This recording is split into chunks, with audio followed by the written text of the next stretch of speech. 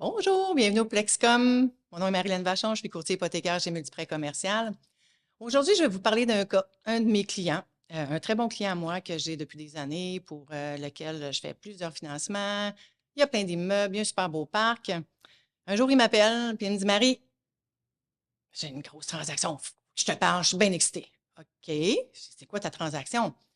Ben, il me dit, j'aimerais ça acheter, il dit, une compagnie qui détient des immeubles. Ah, ouais, crime, c'est intéressant. Combien d'immeubles il détient? Une trentaine d'immeubles. Oh boy, combien tu vas payer ça, cette transaction-là? 22 millions. OK, 22 millions. Comment tu penses que tu vas le financer, ton 22 millions? Et là, moi, l'hamster tourne parce que je connais sa situation. Mais il dit justement, il dit, pour ça, j'ai besoin de toi, il faut qu'on en discute. OK.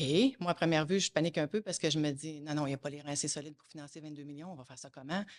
Mais mon client, c'était quelqu'un qui est très intelligent, qui est très allumé, qui a bâti son parc très jeune, très fort.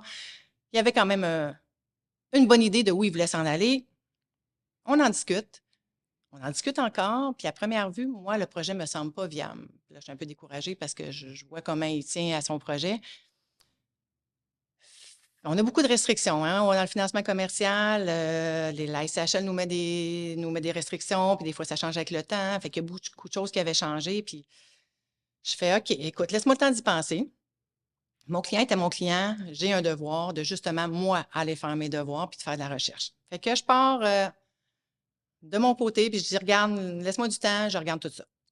Fait que je pars à la recherche, investigation. Je parle à la SCHL, je parle à des prêteurs, je parle à des avocats. Fait que je fais vraiment la tournée paroissiale de comment je peux faire ça. Je parle à mon directeur qui a des bonnes idées.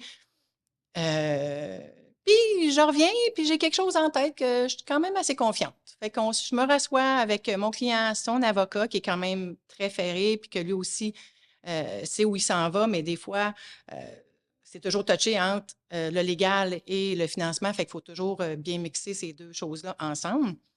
Fait que on établit des scénarios ensemble, puis finalement, on a un plan de match. Fait qu'après quelques scénarios, on décide d'une solution, puis on s'enligne vers ça. On part, tout va bien.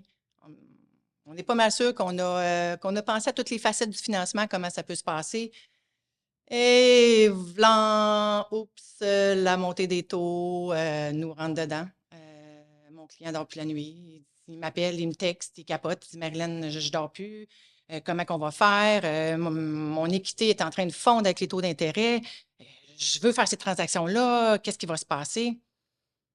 Fait que, un moment donné, je l'appelle, j'ai dit, regarde, j'avais pensé à un plan B.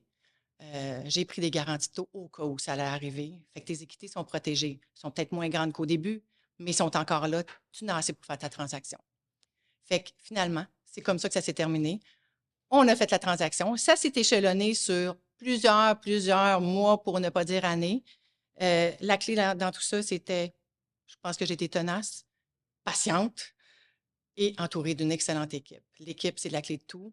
Comme investisseur immobilier, entourez-vous d'une bonne équipe, que ce soit courtier hypothécaire, que ce soit avocat, notaire, euh, un assureur, un courtier en assurance, c'est super important. L'équipe est importante. Merci beaucoup.